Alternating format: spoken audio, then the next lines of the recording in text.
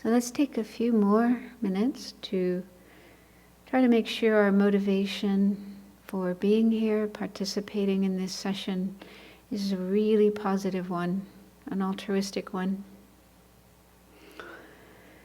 So according to Buddhism, every person, every being has Buddha nature, the potential to totally purify the mind of all faults, all mental toxins, all suffering and causes of suffering, and to develop all the positive attributes of the mind: love, compassion, generosity, joy, peace, wisdom, and so on, and bring these to the highest point possible, a state of perfection. So in other words, we have the potential to bring our mind to this state of full enlightenment, Buddhahood, full awakening, just like the Buddha did. So every being has this possibility, this potential. But not every being is in the most ideal situation to be able to realize the potential they have and make it manifest, actualize it. So as human beings, we are in a very special situation, the best possible situation to realize our potential, know that we have it, and then do what needs to be done to bring it out, to actualize it. In other words, to bring our mind to the state of enlightenment, Buddhahood. So we're really, really fortunate with this situation that we have. It's important to recognize that, appreciate it, and then make good use of it. Because even among human beings, not everyone realizes the potential they have, and some of them waste it, and some even throw it away. They get so depressed and feel so hopeless and despairing that they take their own lives, which is a great tragedy. So it's really important that we appreciate the potential that we have and do whatever we can to at least start actualizing it, start walking the path towards enlightenment. And to make sure that what we do does become the cause of enlightenment, we need to have the attitude of wanting to benefit others, not only ourselves, but others as well. As many people and beings as possible in the beginning, and eventually open our minds, our heart more and more and more to be able to take in all living beings. So see if you can make that your reason, your motivation for being here and listening and participating in this session, that you want to go in the direction of enlightenment, to be able to help all living beings. And you're learning these teachings in order to bring that about, bring yourself closer to enlightenment for the benefit of all. So this morning I have a little bit more to say about the third immeasurable thought, empathic joy, and then we'll look at the fourth one, equanimity. But I was thinking about some of the questions that were coming up yesterday, and how, in the context of Buddhism, when someone who's studying and practicing Buddhism and trying to follow the Buddhist path, when they are cultivating these four immeasurable thoughts, love, compassion, joy, and equanimity, they're most probably doing it together with cultivating wisdom. And not only these four, but they're also cultivating wisdom. And there's different levels of wisdom, different kinds of wisdom. There's wisdom that understands karma, the law of cause and effect, and impermanence, the changing nature of things, the Four Noble Truths, which I briefly explained on the first day. And especially one of the most difficult topics in Buddhism, selflessness. We also call it emptiness in our tradition. non-self, meaning that there is no fixed, permanent, independent self anywhere within our body and mind. It seems like there's one. We feel as if we have a real self in there who does things and thinks things and feels things and makes decisions and so on. So it seems like it's there. But when we look for it, we can't find it. It's actually like a fantasy, a creation of our mind, a hallucination. So that's a hard one to understand and actually get a realization of. But still, just making the attempt to understand it really helps to reduce the strong sense of self, ego, I, which we usually have, and can mess up our virtuous activities and our virtuous thoughts, such as love and compassion and so on. So cultivating wisdom, together with the 4 immeasurable thoughts, will help us avoid the pitfalls that can otherwise happen. For example, when we cultivate love, loving kindness, that can get mixed up with attachment, sticky attachment. I like this person because they make me feel good, and so on. And then with compassion, yesterday we were talking about compassion fatigue and how that can come about because of the ego. I want to do this, I want to make this happen, I want to save this person's life and free this person from suffering. And it's good to have that wish and do the best you can to bring it about. But if ego gets involved, then there's this big sense of I, and a sense of, I want to be successful, I want to accomplish what I'm setting out to do. And then if that doesn't happen, crash, compassion fatigue. And then in joy, empathic joy, envy can creep in, Oh, that person has so much, is doing so well, has so many good qualities, is such a good meditator. Why can't I be like that? So, yeah. So if people are learning these 4 immeasurable thoughts and practicing them and cultivating them, or even just one of them, but they are not learning the wisdom side of the path, then it can be risky, it can be dangerous. And it kind of made me wonder, there's a lot of compassion training programs coming up, like the one at Stanford. Also, Emory University has one. And I don't know, I have read about these, but it's been a while, and I can't remember if they do talk about more the wisdom side of things, like impermanence and karma, and might be hard if they're teaching it to a secular audience who don't necessarily believe in, impermanence, that's just a fact. That's not a question of belief. But karma, selflessness, yeah, it could be tricky. Anyway, that's just thoughts that I had. So, anyway, it is important to, if you do want to practice these 4 within the context of Buddhism, it is important to study the other aspects of the Buddhist path, especially the wisdom side of the path, and make whatever attempts you can to understand that side and develop that side, practice that side, because that will really help these 4 immeasurable thoughts to be good and strong and healthy and not dysfunctional. Well, it can happen. Okay, so a little bit more about empathic joy. It mentions in the Pali tradition that another far enemy of that state of mind is boredom. And I never quite understood why, so I didn't mention it yesterday. But I found an explanation in this book, volume 5, In Praise of Great Compassion, that helped me. Because boredom, often means just like on Sunday afternoon and you don't know what to do.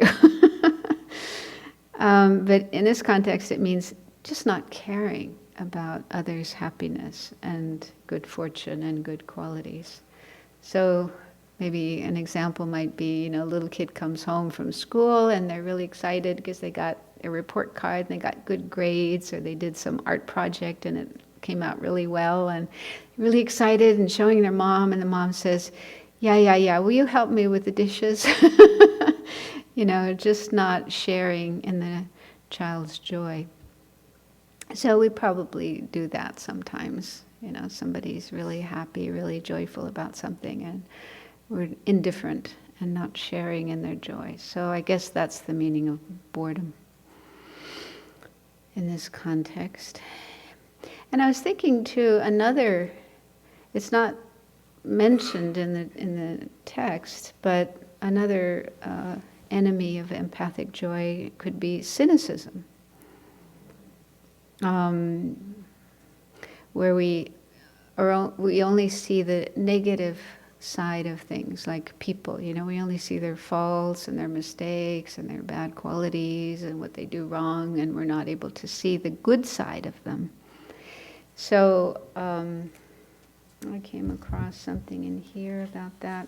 When we consciously cultivate empathic joy, we see so much goodness in the world. Instead of the world seeming bleak and filled with narrow-minded people and corrupt governments, our view will expand to see the goodness in others and the many ways in which people help each other on a daily basis. At present, the source of our empathic joy may be limited to our own personal gain and the gain of those we cherish.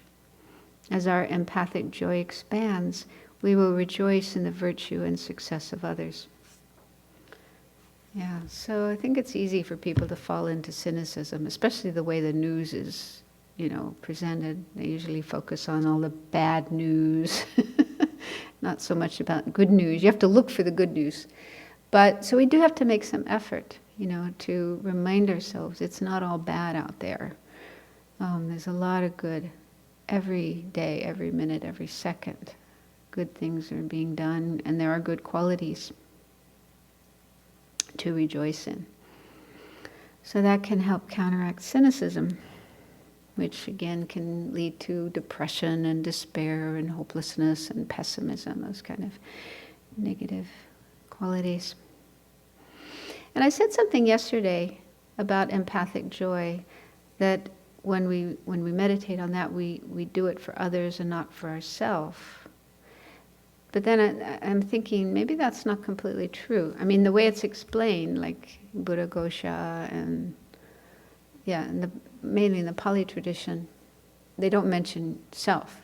They mention others, looking at others and their good qualities and their happiness and so on, and being joyful about that. But I think it is appropriate to have this kind of attitude about ourself, about our own good qualities and our good deeds. And that's more what we call rejoicing in Tibetan Buddhism. We were talking about that yesterday. We should rejoice in our practice and our accumulation of virtue and all the good things we are doing and all the good qualities that we have. This is actually really important to do to counteract self-criticism and self-hatred, and also depression and despair and hopelessness, which can lead us to give up our practice altogether. And I think we can also rejoice in the good things we have in our life. For example, the meditation on the precious human life, precious human rebirth, where we think about all the good fortune we have, the opportunities that we have. Yeah, we need to recognize that so that we don't take things for granted and only focus on what we don't have, which can, again, lead to. So it's really important to feel happy about our good qualities, our good deeds, our resources, and so on. But we do need to be careful that doesn't turn into attachment, which can easily happen, being attached to the good things that we have. And also complacency. Another danger is just being complacent, taking things for granted. And even self-indulgence, just indulging in all the nice things we have in our life. And so to prevent those things from happening, we can remind ourselves that all of these are the result of good karma, merit, we created in the past. So in the past, in past lives, we must have done a lot of good deeds to be where we are now and to have what we have now. And so we worked hard in past lives to have all these things. And we have to again work hard in this life to make sure we continue having these good situations in the future as well. So we can't just sit back and relax and enjoy ourselves, because all these good things are going to come to an end. They're going to run out. And if we don't create more merit, more good karma, then when these good things run out, we won't have more. So these are ways to prevent ourselves from falling into complacency and self-indulgence and attachment.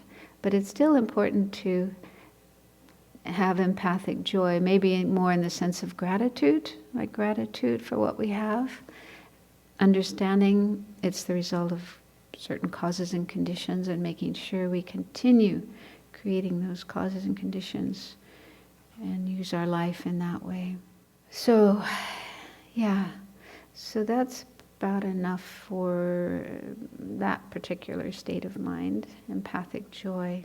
Okay, the fourth one, immeasurable, is equanimity. And the Sanskrit term, actually, upekkha, the name of our fourth kitty, that's actually the Pali term. The Sanskrit term is upeksha. It's a little harder to say. Anyway. Close, very similar. And the Tibetan term is tangyom, which is also probably hard to say for most people. Upekkha is easy. Okay, so this one is complicated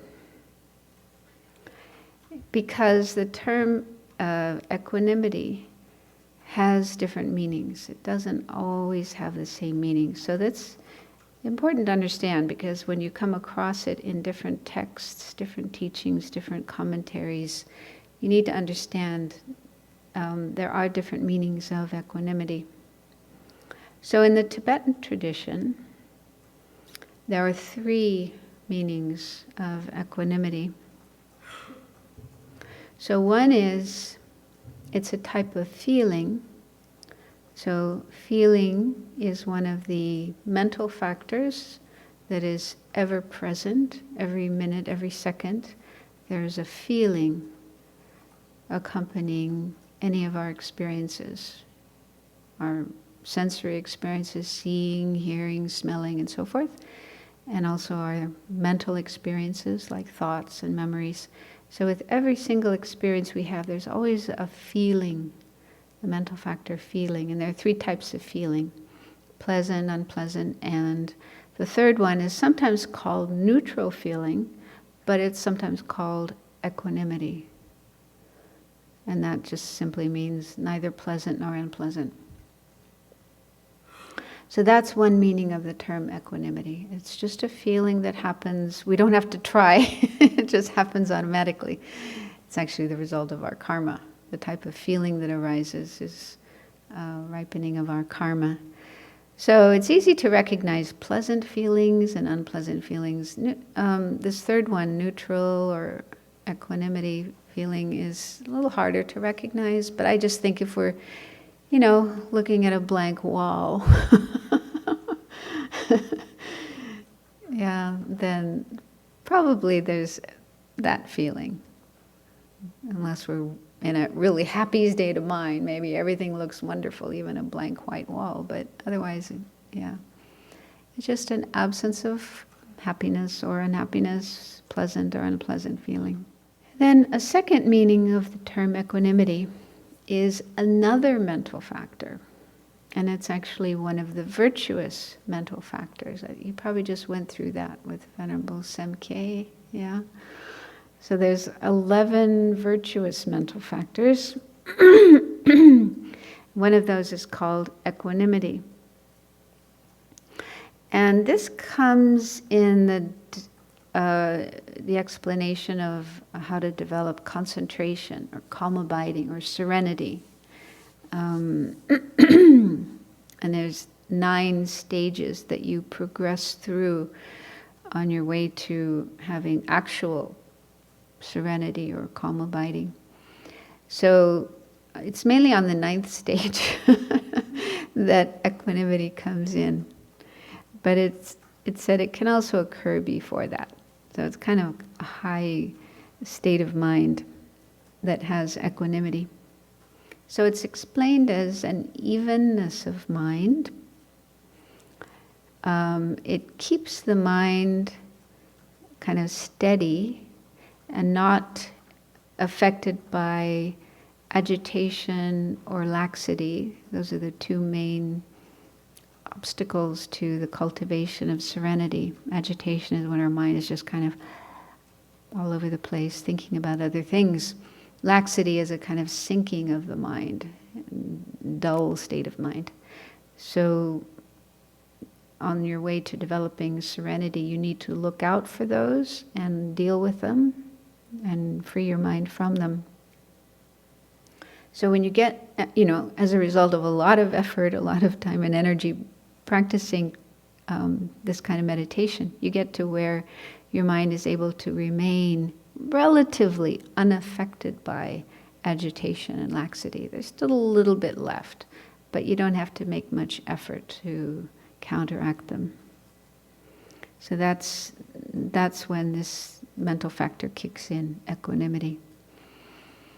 So it enables the mind to settle and remain on a virtuous object, whatever object you're using for your cultivation of calm abiding, and it is important for the development of calm abiding. So you have this equanimity, and your mind is able to stay on that object, and then that leads you to actual serenity, actual calm abiding.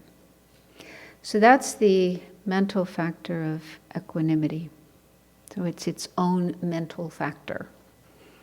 And also in the list of the 7 awakening factors, one of those is equanimity. And it's this is the meaning of equanimity in that context. The third meaning of equanimity is immeasurable equanimity. So that's what we're talking about here in the context of the 4 immeasurables. So immeasurable equanimity is explained as an unbiased, even-minded attitude regarding all beings as equally deserving of our respect, our concern, our love, our compassion. So when we're cultivating the 4 immeasurables, immeasurable equanimity is when we can see all beings as equally deserving of our compassion and our love.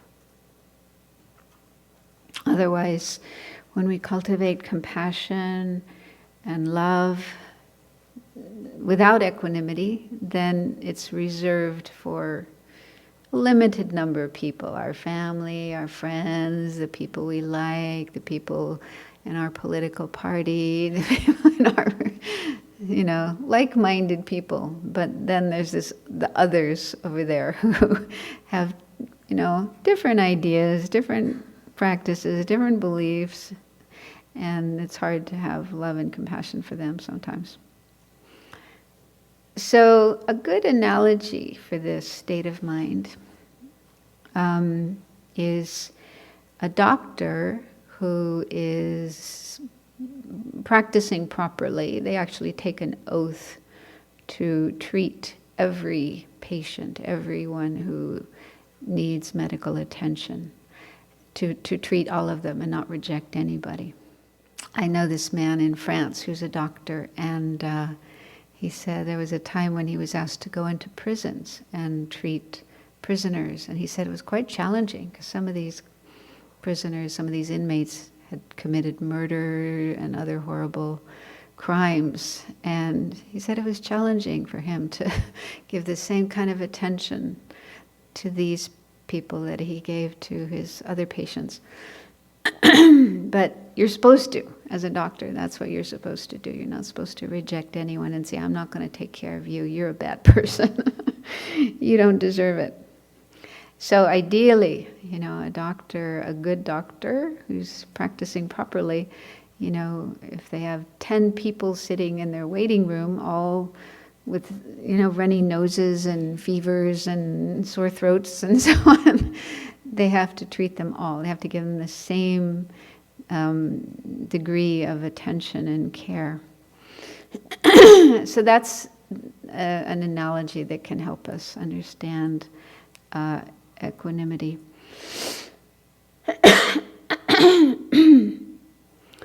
So, like the other four immeasurables, it has a far enemy and a near enemy. The far enemy of equanimity, well, there's actually two: attachment and hatred. So attachment is where we have preference for certain people, certain beings. We care about them, but not about others. We don't have the same level of concern and care for others that we have for our friends, our loved ones. Very hard. Very, very hard. Not something that kind of arises naturally in us. And then hatred is another enemy of equanimity, like in the case of that doctor, So with certain people, certain beings that we dislike, or we may feel they've done really bad things, they've made other people suffer, so why should I help them? Why should I be nice to them? So these states of mind, attachment and hatred or aversion, are obstacles to equanimity. And the near enemy of equanimity is indifference. So this is a attitude of, I don't care, uncaring, indifference. And when I was doing research on this, not recently, but in the past, I came across an interview with Thubten Jinpa, who is the author of the Fearless Compassion book. And he said that people often misunderstand the Buddhist teachings on equanimity. And he said, I have consciously avoided overemphasizing the equanimity step in the compassion training program, which is actually the first step in the Tibetan tradition, like when we're trying to develop Bodhichitta. Equanimity is said to be the first step, where you view 3 different people and then, try to even out your emotional reaction to all of them and then build on that. Sometimes people take the wrong message out of this and think that compassion and equanimity from a Buddhist perspective means that we shouldn't be favoring our own children. No, we shouldn't love our children more than a stranger's kids. I don't think that's the correct interpretation. Instead, the message is that you should train your mind and heart to a point where you should be able to love the stranger's kids as much as you love your own. So what we're not trying to cultivate indifference, but we're trying to see that every person deserves love and compassion, the same love and compassion that we have for our children, our siblings, our parents, and so on. But sometimes people misunderstand that. So he says, sometimes the message is taken in the opposite direction as a sort of license to disregard your responsibility as parents. Well, that's really going too far, but... And I also, in a talk by Alan Wallace, who also does a lot of teaching on the 4 immeasurables, and he said that, people sometimes think of equanimity as the same as indifference, cold and unfeeling, which is not at all the case. Our mind should have strong love and compassion, and then we work on extending those feelings to everyone, seeing that every living being deserves our love and our compassion. Now, just in case any of the listeners had that confusion, okay? Indifference is actually an enemy of equanimity. But also, it is a little complicated because there are different explanations of equanimity given by different masters, different traditions. So it does get kind of complicated when you start looking into this.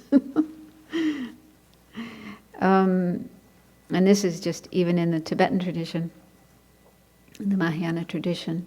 So some masters say, like when we're cultivating equanimity, it is the wish for all sentient beings to abide in a state of equanimity, free of attachment and hatred, feeling close to some and distant from others. And that's actually, the prayer, the short, both short and long prayer of the Four Immeasurables says, may all sentient beings be free of attachment and aversion and have equanimity.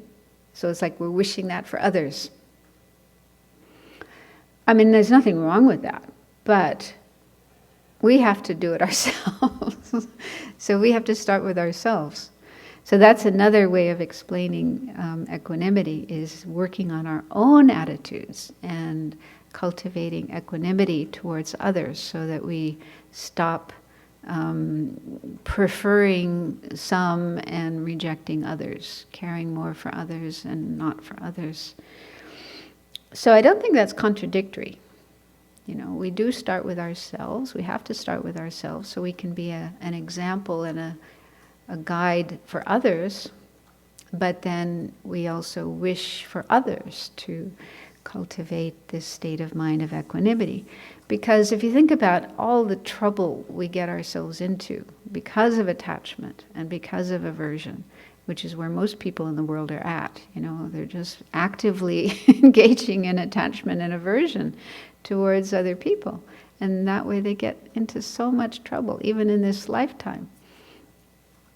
And then, of course, the karma they create, motivated by attachment and aversion, will bring suffering in future lives as well.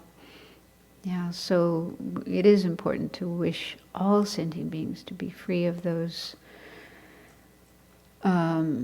enemies of equanimity. Yeah, so in our tradition, in the Tibetan tradition, the cultivation of equanimity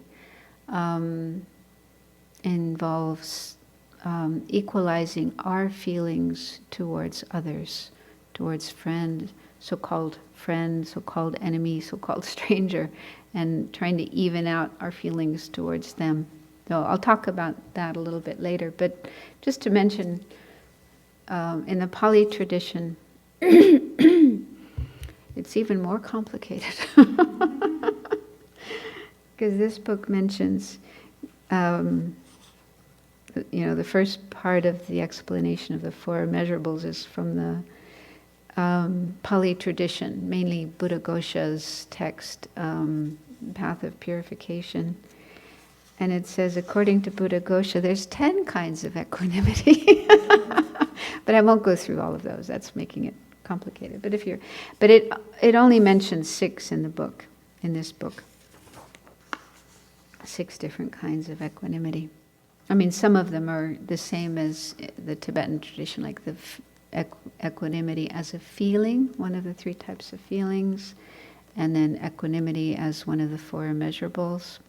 But also, when it comes to cultivating equanimity within the context of the 4 immeasurable thoughts, there's a somewhat different explanation. And I find it quite nicely explained in Volume 4, Following in the Buddha's Footsteps. So I'll read it. It's on page 268 of Volume 4. So equanimity is explained differently in various contexts.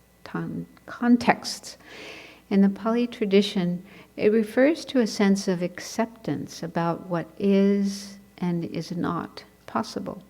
To cultivate it, reflect on the difficult and painful things in your life that haven't yet been resolved. Consider that these circumstances came into being as a result of karma, your own actions. Karma is real and powerful. Once karmic seeds have ripened, we cannot unripen them. We must accept the situation, stop fighting the reality of what is happening, and cultivate fortitude and equanimity. This will make the mind strong and prevent becoming bitter about life. Yeah, so it seems to be more in terms of the things that happen to us in our life. You know, if we can change them, we do, but if we can't, we accept them. And understand karma. So it's based on a very firm understanding of karma. The things that happen to us, good and bad, are the result of karma we created in the past, and sometimes we can't do anything about that. It's already ripened, it's already happening. So getting upset, unhappy, angry, blaming, complaining isn't going to help. It's just going to make things worse. Understanding, having a firm understanding of that makes it possible for the mind to remain even and balanced no matter, the ups and downs of life. So that's somewhat different, not contradictory to the equanimity in terms of other people, other beings, but just a little different emphasis. And then after cultivating equanimity for yourself, then you extend it to others. When spreading equanimity to dear ones, strangers, people you don't like, and all beings, recall that beings fare according to their karma. So whatever's happening to your friends, your enemies, strangers, it's the result of their own karma. Although you may want to help them, sometimes their situation is such that you are unable to help because of the strength of their karma, or because they are not receptive at this moment. So that would definitely help with compassion fatigue, right? Whether you're a medical worker or a social worker or a therapist or whatever, you're dealing with people who are suffering. If you had that perspective of karma, that would really help. You do what you can, but you understand limitations as a result of their karma and your karma and so on. So that would help you not feel overloaded and fall into despair and so on and so forth. Abide in equanimity and don't suffer unnecessarily, thinking that you should be able to fix their problem and feeling bad if you can't. Keep your heart open to them, but realize that just as you can't always resolve all your own dilemmas caused by your karma, neither can you resolve others' difficulties. Yeah. So, but it still does include an evenness of mind towards others, friends, enemies, and strangers. So, but it has this other aspect of understanding karma, which is really helpful.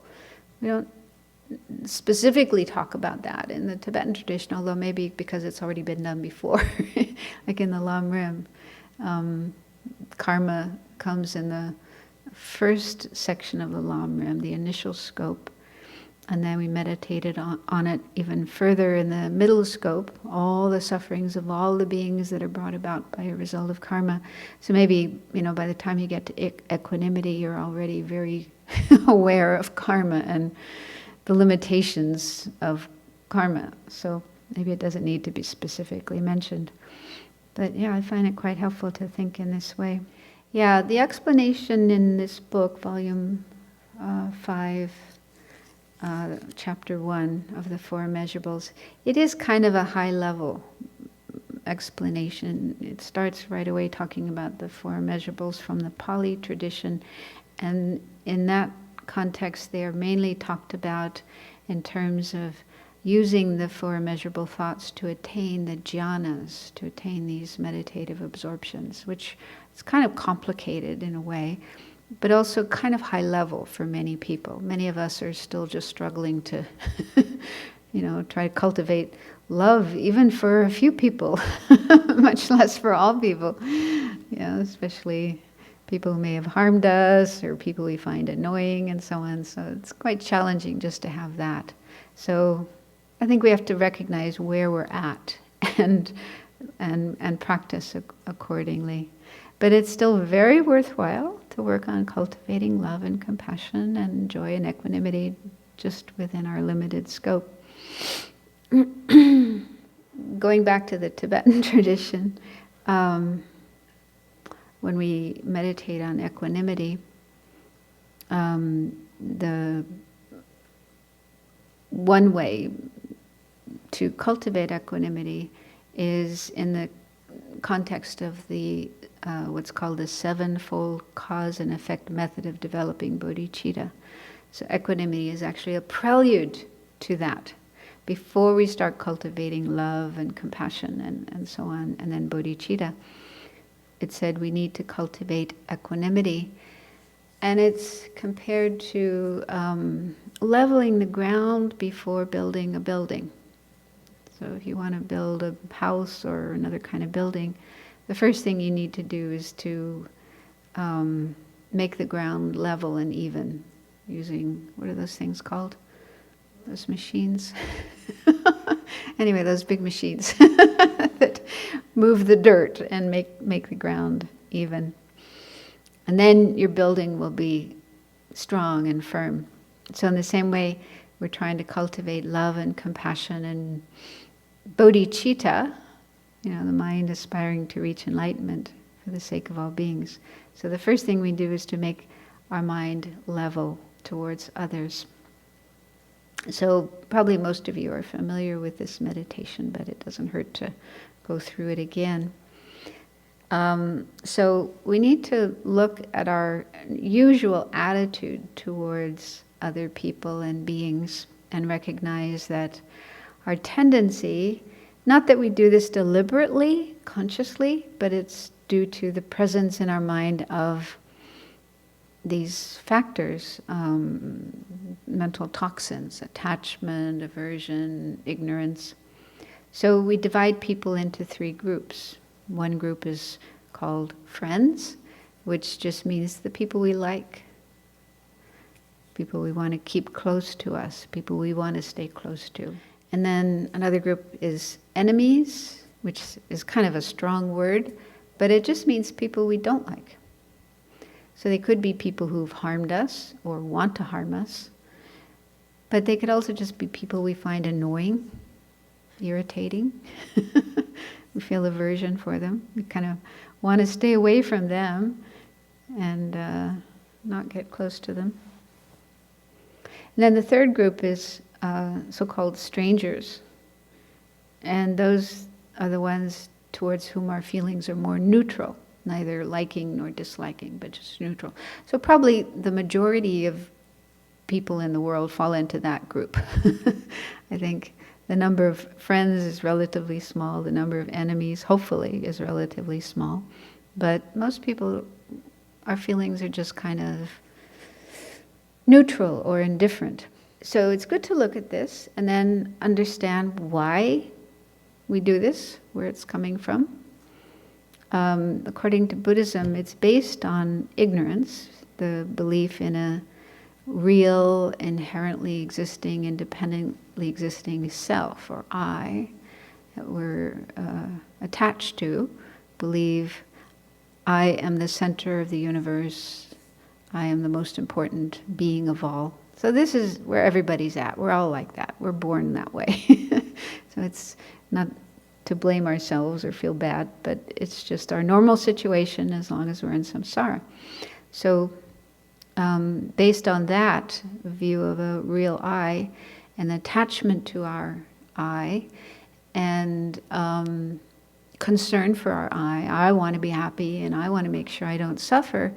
From that point of view, we look out at the world, we look out at others, and we see, oh, there's certain people who appear nice and attractive and, they behave the way I like them to behave. They do the things I want them to do, especially to me. They're nice to me. And that's what I want. That makes me feel good. So I want to keep having those good feelings. So I want to keep those people close to me. And I want to stay close to them.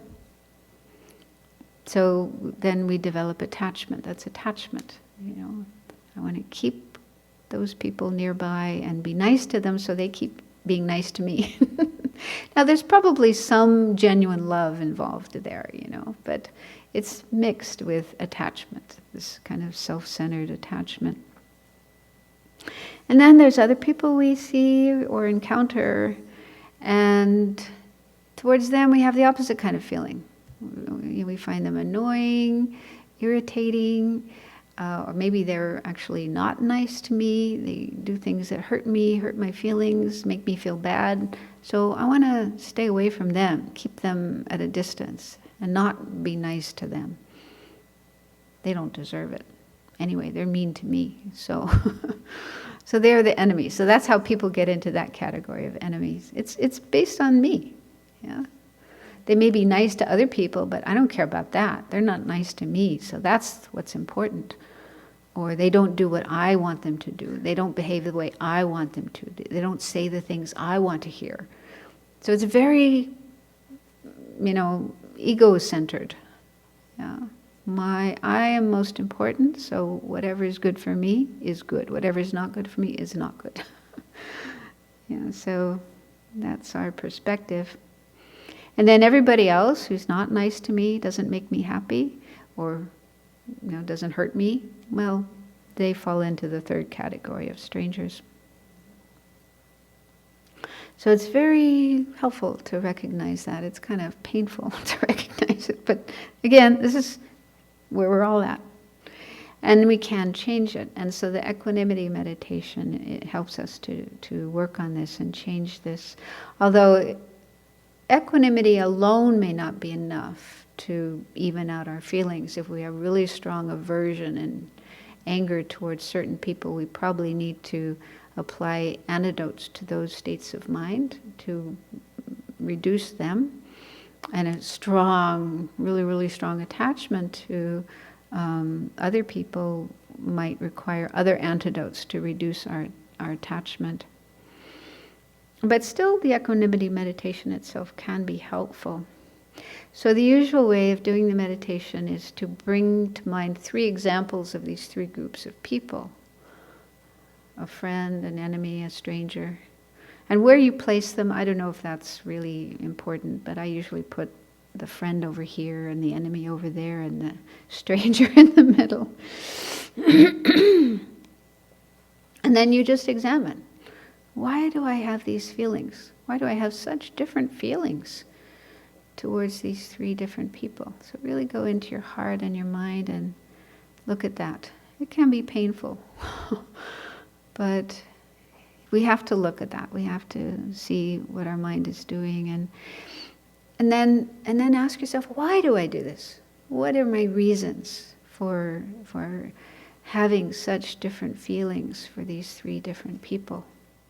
And then ask ourselves, are these good reasons? Are these valid reasons for treating other human beings in such different ways? And again, it'll become very clear, the ego, the self-centered mind, selfish mind becomes very clear there. But also, we might just recognize our reasons are sort of flimsy, not very solid. Because, like they say, I had this experience once with this person I had to work with, and sometimes this person was very, very annoying, and so I would get into a state of mind where, I just don't want to talk to her anymore, I don't want to be with her anymore, I just want to stay away from her. But then, it was so easy to remember times when she'd been incredibly kind and helpful and, done all these good things for me. So it's like we kind of ignore that. That gets canceled out by 1 or 2 difficult encounters. So that doesn't make sense, does it? Yeah, to reject someone just because of some unpleasantness or some mistakes or some faults that we see in somebody, ignoring all the other things. But again, this is what our mind does sometimes. And another thing that's helpful is to look at our tendency to see things as permanent. This is not something we probably do consciously or deliberately, but it's just an instinctive thing. So we tend to see the friend as forever. This person will be my friend forever. We will always have a wonderful relationship. Everything will always go well. We'll always get along with each other. Nothing bad will ever happen. Is that true? We've probably all had experiences where somebody we once had that kind of feeling for, then the person ended up on the other side, enemy. And the same with the enemy. You know, we tend to feel, I'll never be able to get along with that person. Impossible. But again, maybe we've had experiences where that has changed. Somebody we couldn't stand at one point in time, we didn't like at one point in time. Then things changed and they ended up on the other side, friend's side. And the stranger, the people who are our friends and the people who are our enemies probably started off as strangers. We met them, we saw them, we had no idea about that person, no feelings towards that person. And then because of causes and conditions, things happen. They end up either on the friend side or the enemy side. And in the course of time, over the years, you know, people switch, they move around. So just seeing that is also helpful to kind of loosen up our mind and realize, wow, yeah, relationships change. People change, I change, circumstances change. And so people move from one side to another. And also one time I was leading this meditation with a group of people, and afterwards we discussed it. And one woman said she put her husband in all three places. And I thought, she's actually really spot on. Because even the same person at different points in time, even in the same day, depending on causes and conditions, what's going on at the time, outside, what's going on in your own mind, that same person is sometimes a friend, sometimes an enemy, sometimes a stranger. So it's really helpful to realize this, to see this, because it loosens up our mind and helps us move more in the direction of equanimity. Now, in the traditional Tibetan explanation, we are asked to think about other lifetimes. This is challenging, of course, for people who don't believe in past and future lives, but the Tibetans seem to all believe it. And it's based on the Buddha's teachings, because in the sutras, in the Pali sutras, I've seen these quotations where the Buddha said, you know, it's difficult for me to find anybody who hasn't been your mother, who hasn't been your father, who hasn't been your brother, your sister, and so on and so forth. So that's part of Buddha's teachings, that we've been in every possible kind of relationship with everybody. So in fact, there's no such thing as a stranger. Everyone's been a friend, everyone's been an enemy, everyone's been the dearest person to us, you know, our dear mother or our child, our husband, our wife, our spouse, our sister, our brother. So we've been in every possible kind of relationship, both positive and negative. We've also been enemies, killed each other, hated each other. So we're asked to contemplate that. And if your mind is open to that possibility, that can be really powerful too. This person who I can't stand right now, at another, you know, time, in another lifetime, we were so close, we couldn't bear to be apart from each other, you know, for even 5 minutes. I love this person and they love me, and, you know, that kind of thing. It may be challenging to believe that, but contemplating that possibility can help to loosen the mind up. And then the friend who you feel that way about now, oh, I can't be apart from this person, but at another point in time you may have been on the opposite sides of a war, hating each other, trying to kill each other, or rivals for something. So that's the traditional Tibetan way of doing the meditation. And if you have trouble believing in past lives, or then just in this lifetime we can see examples of how friends can become enemies, enemies can become friends, strangers can go either way.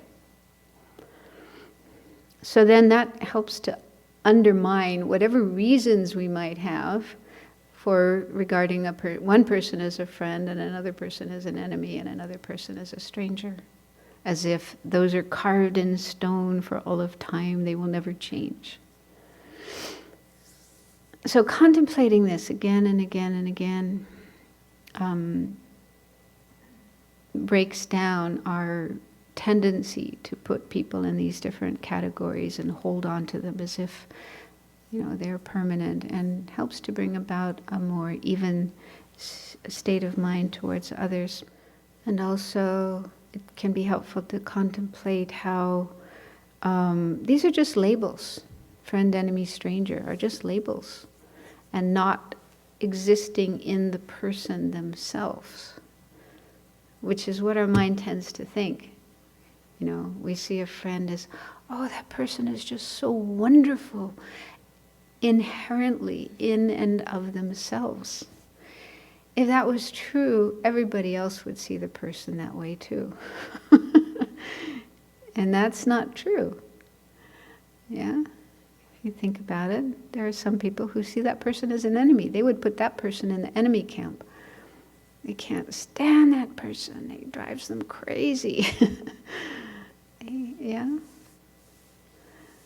And the same with the person who drives us crazy. For some people, that person is a dear friend. They love them so much. They see so many good qualities, especially the mother. You can always think of that person's mother. Even that person really is annoying, and millions of people see that person as annoying. But that person has a mother and a father, and they may have a spouse and kids and a dog, and from those beings' point of view, oh, he's so wonderful, she's so wonderful. So that's really helpful too, to see that these are just labels given by our mind, projected by our mind onto a person who doesn't exist that way from their own side. And then, then your mind might think, yeah, but they're blind. They're motivated by their attachment or their aversion or something. Okay, then what about Buddha? How does Buddha see those people? Buddha doesn't have any enemies. Buddha doesn't see anybody as an enemy, someone to reject, someone to hate, someone to push away. And also Buddha doesn't have any attachment. Doesn't cling to this person and push everybody else away. So Buddha has perfect equanimity. So try to imagine how those three beings look from the point of view of a Buddha. This is what helps me to have more equanimity. Not that I'm there yet, but it just helps to even things out. And then other things that are helpful is just to see the things we have in common with all people and all beings. Like we all want to be happy. We all want to not suffer. That's very helpful to meditate on. We're all in samsara together. We're all in this painful situation, which is sometimes compared to a big ocean of suffering or to a prison. So we're all in this situation together. So we're all suffering. Why shouldn't we be nice to each other, help each other, rather than fight with each other and compete with each other? And also we all have Buddha nature. The potential to be free of our suffering and causes of suffering and our delusions and so on and so forth. So contemplating those ideas are also helpful. There's lots of different points to contemplate to bring about a more equanimous state of mind. But, doing it once isn't enough. It needs to be done again and again. And the more you do it, the easier it is. A question came up the other day about the order of the four immeasurables, pointing out that in the Tibetan tradition, there are two prayers. There's more than two, but anyway, the two that are most common. One that we've been doing before teaching is a short version. May all sentient beings have happiness and the causes of happiness and so on. So in that prayer, the order is love, compassion, joy, and equanimity. And that's how they've been presented here in this retreat. But there's another version of the prayer, a longer version, which is in the Chenrezig practice that was done the first evening. And in that version, equanimity comes first. So why is that? So there's an explanation in this book about that. I'll read. So the long version of the prayer, it starts with equanimity. So it says there's different translations, but anyway, here it says, how wonderful it would be if all sentient beings were to abide in equanimity, free of bias, attachment, and anger. May they abide in this way. I shall cause them to abide in this way. Guru Buddha, please inspire me to be able to do so. So you're calling on either, Buddha or Chenrezig, or it could vary depending on which practice you're doing, Tara or whatever. So you're calling on the object of refuge to help me do this. So this long version is quite nice because it with each of the four immeasurables there are 4 different steps that you take, and it says these gradually serve. These serve to intensify the emotion gradually. So the first line, like in the case of equanimity, it says how wonderful it would be if all sentient beings were to abide in equanimity. So that's a wish. How nice that would be if everybody could have equanimity.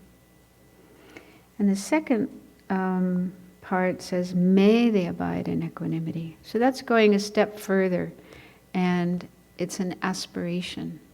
May this happen. More than just a wish, an aspiration. And the third is a resolution. I shall cause them to abide in this way. I'm going to do something about it. So you go beyond just wishing and aspiring and making some commitment. I'm going to do it. And the fourth is a request for help, for inspiration. Guru Buddha or Chenrezig or whoever you're calling on, please inspire me to be able to do so. Please give me the help I need to carry out this resolution. So that's a really nice way of doing it, kind of going from a wish to a resolution and then asking for help. So it's like that for each of the 4 immeasurables. So for immeasurable love, the second one, it says, how wonderful it would be if all sentient beings had happiness and its causes. May they have these. I shall cause them to have these. Guru Buddha, please inspire me to be able to do so. So he's saying, by going in this way, your feeling gets stronger as you go through the prayer. And also your confidence to actually engage in whatever needs to be done to bring it about. And then again, in the short version of the prayer, equanimity comes first. So what His Holiness says is, in the short version of the 4 immeasurables, equanimity comes at the end, while in the long version it comes in the beginning. Placing equanimity at the end emphasizes our wish that others enjoy the peace of being free from attachment to friends, anger toward enemies, and apathy towards strangers. So I don't know if that satisfies your curiosity, but what I was thinking was, it's probably also in terms of ease. Because I think probably for many people, love comes more easily. Because we all have family and friends, and we grow up with other people, and hopefully, as if our family was healthy and functional, there was love there. So we felt loved, we felt loving towards others. So love kind of comes relatively easily, naturally. Compassion may be a little more difficult, especially when you're a little kid. Yeah, it's easier to feel love than compassion. You might be scared when you see pain or suffering and you just want to run away. So it's a bit harder. It requires more maturity to feel compassion. And then joy also.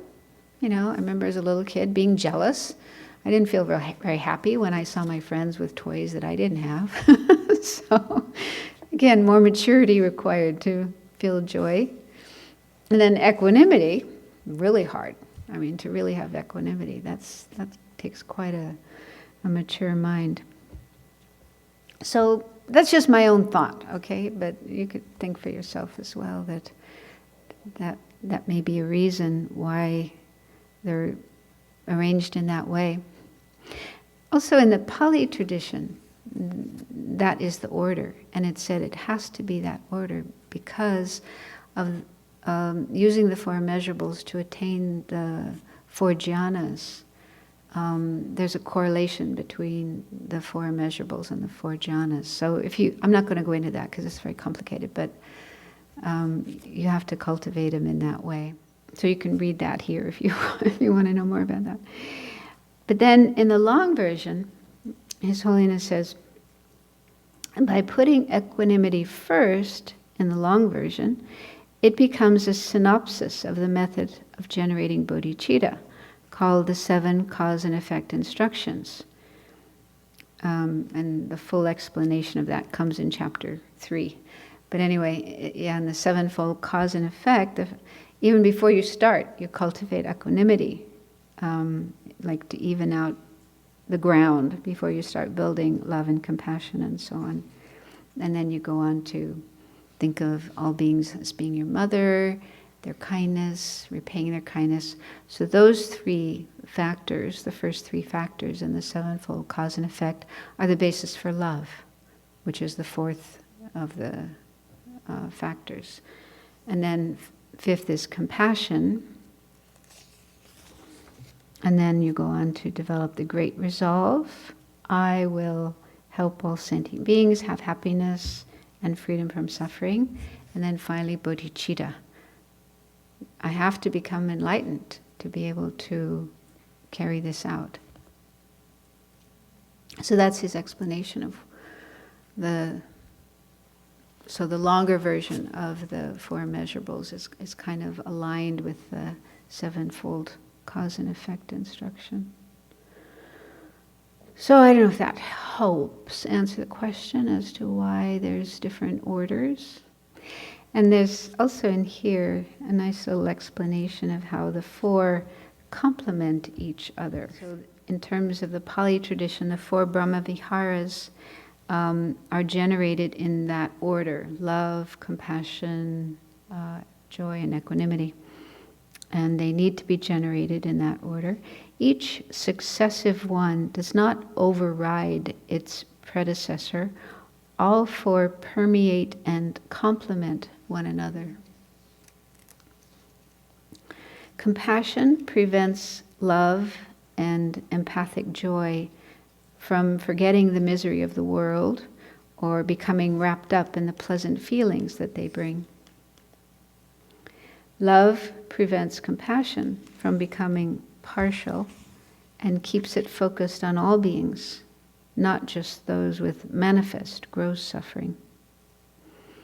Empathic joy prevents compassion from sliding into despair because empathic joy remembers goodness and happiness. Equanimity keeps love, compassion, and empathic joy focused on the ultimate aim of nirvana. It makes them stable so they don't deteriorate into uncontrolled or sentimental emotionalism. Yeah, so that's nice. So we need to cultivate all 4, and you don't have to wait until you have fully developed one before you go on to the next one. So you can cultivate all of them at the same time, which is nice in these prayers that we have, where we have all 4. And we usually recite a prayer of the 4 immeasurables before teachings, before meditations, just to remind ourselves of these attitudes that we need to cultivate. And yeah, for those of us on the Mahayana path, they're mainly cultivated to help us with our bodhicitta. They lead us to bodhicitta. But even after developing bodhicitta and being a bodhisattva will continue to cultivate these 4. Anyway, that's just kind of a brief introduction to the 4 immeasurables. It's a big subject, but very wonderful. And any little effort we make in meditating on them. You know, even if you don't have a lot of time to meditate, but just using like the short version of the prayer. It's easy to memorize, and just reciting that and trying to do it mindfully and with genuine feelings is so powerful, so helpful. Before meditation, or at the start of your day, before you go to work, in your break time, whenever, riding on the bus. So there was one question that came up. Is real happiness possible in samsara? Good question. Well, it kind of depends on what you mean by real happiness. In the Lamrim, as I've learned it, real happiness means happiness that doesn't end, happiness that's genuine, and the only real happiness is actually out of samsara, when we attain nirvana or enlightenment. So only then is it possible to experience real happiness, happiness that's genuine, stable, lasts, and based on reality rather than fantasies. But having said that, there are different levels of happiness within samsara, which are kind of not real happiness, but sort of happiness. And because if you say, oh, there's no real happiness in samsara, then they can feel kind of, it's going to take a long time to get out of samsara, so that means I'm just going to be miserable the whole time. But relatively, there are different kinds of happiness. I did explain that the other day, based on what I read in Ayakema's book, these 4 different kinds of happiness. So we can experience all 4 of those happinesses while we're still in samsara. And if we can see that the first type of happiness is the one that most people are aware of and are trying to get more of, sensory happiness, nice food, nice music, nice things to look at, nice feelings in your body. So most people, that's the only kind of happiness. Well, I shouldn't say that. Many people, that's the only kind of happiness they know, and they're grasping at it, trying to get more and more and more, but, it's flimsy. It's like a rainbow. It disappears very fast, doesn't last.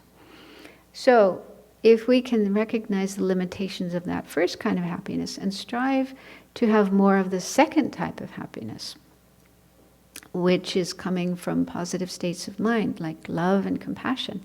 And we can cultivate those. It doesn't take a huge amount of time and energy to cultivate more love, more compassion, more altruism, do things for others. And then we'll have more of the second type of happiness, which is more stable and more pure and more genuine relative to the first one. And then when we start meditating and get a little bit of peace and meditation, we can have a little bit of the third type of happiness. And if we start cultivating wisdom, even if it's not the full-on, direct realization of emptiness, but just getting a more clear understanding of reality and how things are, we can start having a bit more of the fourth type of happiness. So we can get little tastes of these, relatively better forms of happiness that are available within samsara. We don't have to wait until we're out of samsara before we have any happiness. So that's why I really like that explanation of these different levels of happiness. And, it's not all happiness is the same. There are different qualities. So we just try to have more of the better forms of happiness, but we still need that first level. We need food to eat. Most of us need a nice environment to live in, not too hot, not too cold. We need health.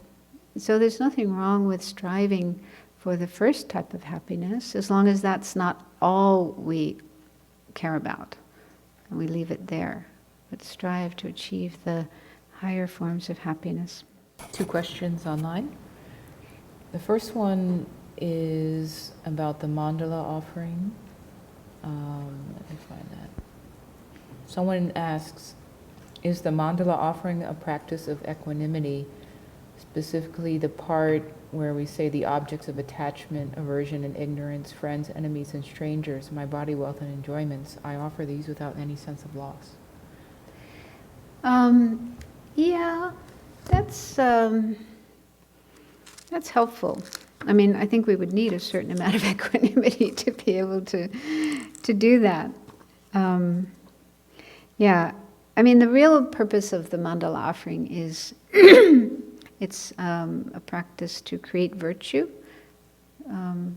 Making offerings is one of the most powerful ways of accumulating virtue, merit, good karma, and also overcoming attachment, because when we're offering, ideally we overcome our attachment to what we're offering. And especially there, with that verse, we're even offering my body, my wealth, my possessions, my friends, enemies. So we're really overcoming, we're trying to overcome our attachment to those things and offering them to the Buddha. But yeah, a certain amount of equanimity is needed to be able to think in terms of objects of attachment, aversion, and ignorance. Second question is, could Venerable please speak about forgiveness in the context of the four immeasurables? I believe she mentioned there was a relationship when speaking about love earlier in the retreat. Yeah. I think I said it more in terms of compassion, that compassion helps us to have forgiveness, because forgiveness is in the context of somebody who's done something hurtful to ourselves or our loved ones. And so the natural response is anger and maybe revenge, wanting to hurt them in return. So it can be hard to generate forgiveness. So compassion helps, because if you can understand that person is suffering, they must have been in a suffering state of mind to do whatever it is they did that was so harmful. Because when people are in a good state of mind, happy and so on, they usually don't do awful things. So when people do awful things, it's because they're in an awful state of mind. They're suffering. They're miserable. And so understanding that, the suffering of the other person, helps us have compassion. And if you can accept karma and think that the person has created negative karma that will bring even more suffering in the future. So contemplating that can lead to compassion for the other person, and then that makes it easier to feel forgiveness. So I think compassion is more appropriate in that situation. I mean, love, of course, helps too, but it can be hard to feel love towards somebody who's just done something awful to you, unless you already had love before. But like, Lama Tsongkhapa, in his commentary to Chandrakirti's supplement to the Middle Way, which starts off with homage to compassion, and then Lama Tsongkhapa talks about how to develop compassion. And he says that as a basis for compassion, love is important. Otherwise, when it comes to our enemies, instead of wanting them to be free from suffering, we will want them to have suffering. So it says if we start with loving kindness, friendliness, concern for others, for all beings, wanting them to have happiness, then it'll be easier to have compassion for them, even when they do harmful things. So he says, prior to compassion, love is important. But still, in the case of an enemy, someone who's done an awful thing, it's probably easier. That's my experience, but you can try yourself. I think it's easier to have compassion first. Work on cultivating compassion. I don't know, I just find that in my experience. When there's somebody I find really annoying, and then I hear that person is having a big problem, or gets sick, or whatever, I find it's easier to feel some compassion for them, even if maybe I didn't really love them before. But everyone's mind is different, so you can try different ways and see what works best for you. We can dedicate. So think of all the merit, the positive energy we've accumulated over the last few days. doing meditation and prayers and mantras and learning about these very precious topics, thinking about them, discussing them, and so on. So, and we did all these actions with a good motivation, an altruistic motivation, wanting to develop ourselves so we can be more helpful for others. So let's remember that and then dedicate all the merit, all the positive energy we've accumulated, that it will be beneficial, not only to ourselves, but to all other beings as well, and especially will help us get closer to enlightenment, the state of a Buddha that we all have the potential to attain.